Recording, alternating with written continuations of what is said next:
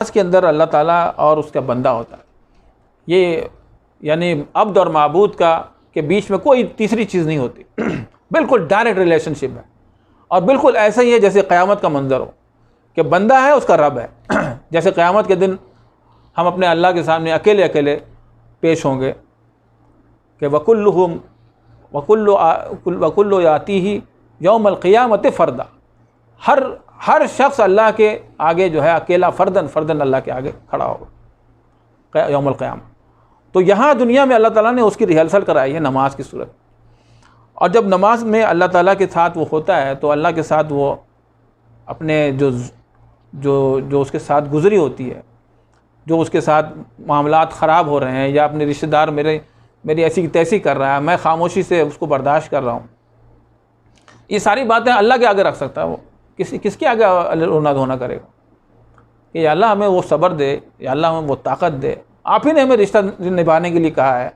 تو اس نماز کے اندر اللہ کے ساتھ اس کی کمیونیکیشن ہوتی ہے، اور یہ کمیونیکیشن اگر ہم اس کو بنانا چاہیں، جس کو اللہ تعالیٰ نے ہمیں اتنا بڑا ایک ٹول دیا ہے، اور اگر ہم خالی بس نماز پڑھ کے چلے آئیں تو نماز تو ہو جائے گی، لیکن شاید ہم وہ کمیونیکیشن، وہ ٹول ڈیولپ نہیں کر پائیں جو ایک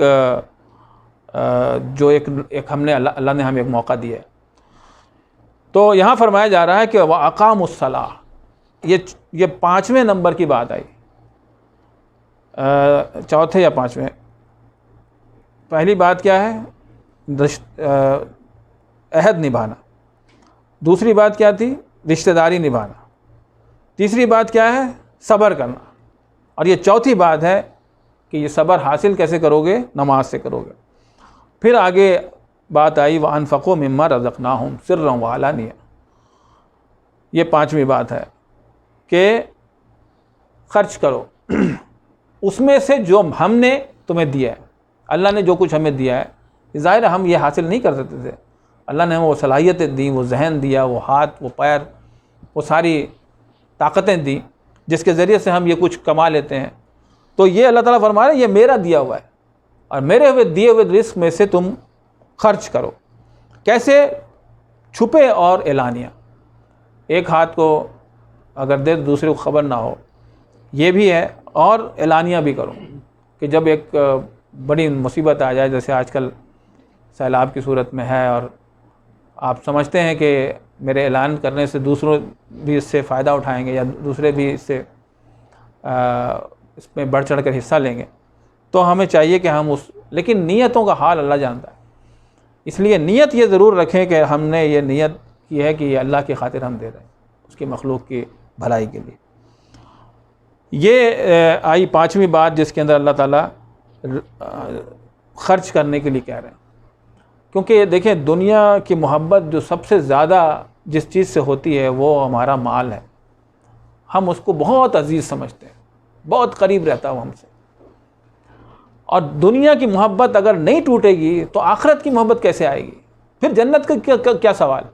جنت کا سوال تو جب آئے گا جب ہم دنیا کی اس محبت کے دائرے سے نکلیں گے، اور اس کے نکلنے کا ایک بہت آسان طریقہ یہ ہے کہ ہم خرچ کریں ان لوگوں پہ جو ضرورت مند ہیں۔ پھر اللہ تعالیٰ آخری بات جو سب سے مشکل بات ہے وہ بالکل آخر میں رکھا وہ یہ ہے کہ وَيَدْرَؤُونَ بِالْحَسَنَةِ السَّيِّئَةَ، اور برائی کو بھلائی سے دور کرتے۔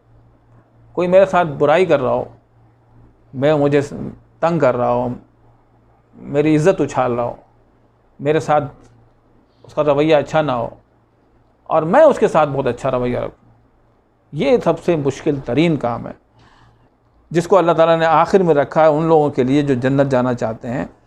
وہ فرمایا جا رہا ہے کہ یہ اس کے بارے میں اللہ تعالیٰ نے خود بھی فرمایا کہ سورہ فصلت کی آیت نمبر 35 ہے، اللہ تعالیٰ فرماتے ہیں وَمَا يُلَقَّاهَا إِلَّا الَّذِينَ صَبَرُوا، پھر وہی صبر والی بات ہے کہ یہ نہیں نصیب ہوتا ان لوگوں کو جو صبر کرتے ہیں، بغیر صبر کے یہ کام ہو نہیں سکتا۔ وَمَا يُلَقَّاهَا إِلَّا ذُو حَظٍّ عَظِيمٍ، اور نہیں نصیب ہوتی یہ جن کو بہت بڑا خیر کثیر نہ دے دیا گیا۔ اور علامہ اقبال نے اسی چیز کو اس طرح سے کہا کہ براہیمی نظر پیدا بڑی مشکل سے ہوتی ہے، ہوس سینوں میں چھپ چھپ کر بنا لیتی ہے تصویر۔ تو کئی طریقے سے دل کے اندر بہت ساری باتیں آتی ہیں کہ یار اس کو ہم 50 طرح کے طریقے سے جواب دے سکتے ہیں. یہ شخص جو میرے ساتھ زیادتی کر رہا ہے، میں کیوں نہ اس کے ساتھ زیادتی کروں؟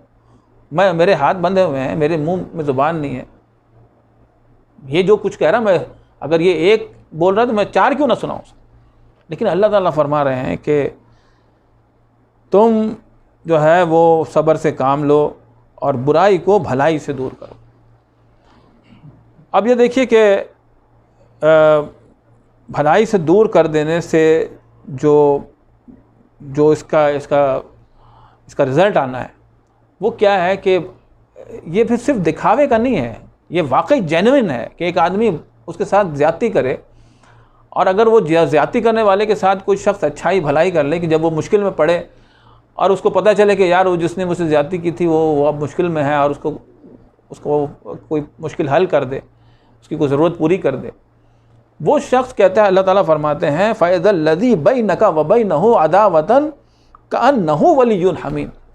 یعنی ایسا شخص جو آپ کا بہت سخت قسم کا دشمن، جانی دشمن ہو، وہ آپ کا گہرا دوست بن جائے گا. یہ اس کے رزلٹس ہیں، اور نبی صلی اللہ علیہ وسلم نے یہ کر کے جو ہے وہ دکھایا ہے. وہ ساری چیزیں ہمارے سامنے. پھر اس کے جو یہ تمام خصوصیات رکھنے والے لوگوں کے لیے اللہ تعالیٰ نے فرمایا کہ جنات عدن یدخلونها ومن صلح من آبائهم. پھر ان کے لیے باغات ہیں. یہاں ایک باغ کا بھی ذکر نہیں ہے، باغات ہیں، جنات عدن جو ابدی قیام گاہ ہوں گے، یدخلونها جس میں وہ ہمیشہ ہمیش کے لیے داخل ہوں گے اور وہاں رہیں گے. اور کون کون رہے گا؟ ومن صلح من آبائهم وازواجہم وذریاتہم. کہ جنت اکیلے جا کے کیا کرنا ہے؟ اگر میرے والدین نہ ہوں، میرے بال بچے نہ ہوں، میرے قریبی دوست احباب، میرے رشتہ دار وہ نہ ہو، تو اس ایسی جنت کا کوئی فائدہ نہیں.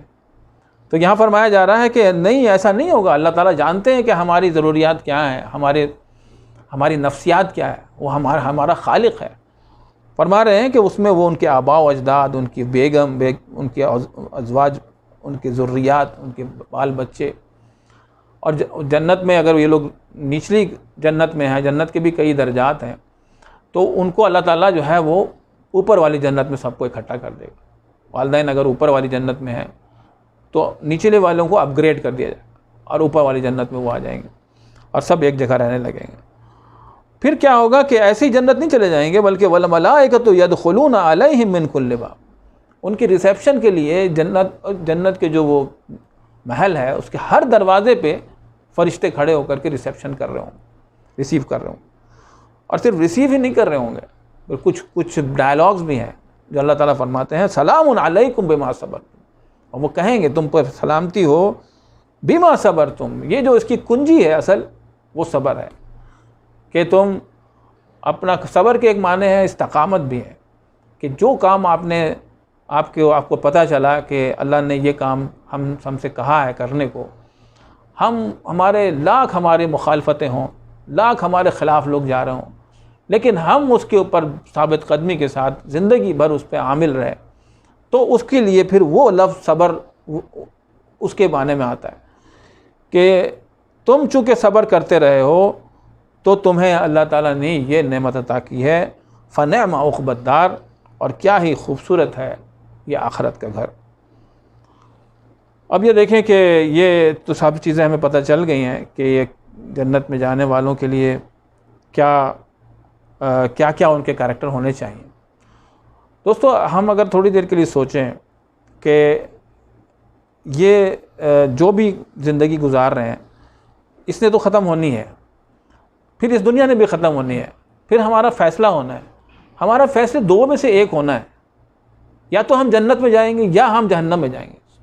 نعوذ باللہ، اللہ تعالیٰ ہمیں اسے بچائے.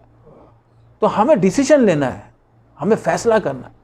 ہم ایسے نہیں بیٹھ سکتے چین سے اور ٹھنڈے پیٹوں اور ہم سمجھیں کہ بس اسی طرح سے زندگی گزر جائے گی.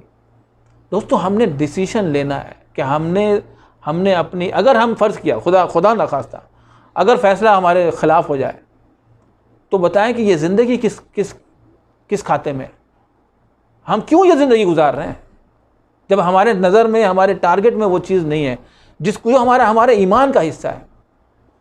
اللہ تعالی ہمیں کہنے سے زیادہ عمل کرنے والا بنائے.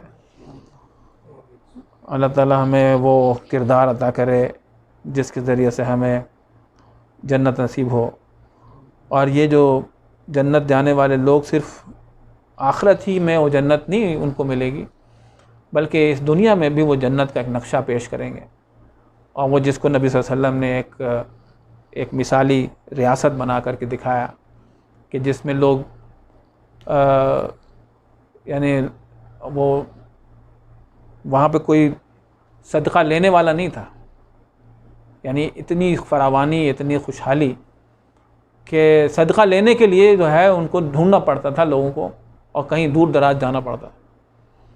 تو ایسی، اور پھر یہ کہ اتنی محبتیں، اتنی آپس کی دوستیاں کہ وہ بالکل ایسے تھے کہ دنیا ہی جنت کا منظر پیش کر رہی. تو اللہ تعالی ہمیں وہ لوگوں میں، ان لوگوں میں شامل کرے کہ جو ایسے ماحول بنائیں، ایسا معاشرہ تشکیل دیں جو جنت کا نمونہ ہو. سبحانک اللہم و بحمدک نشہد ان لا الہ الا انت نستغفرک و نتوب الیک. جزاک اللہ خیر.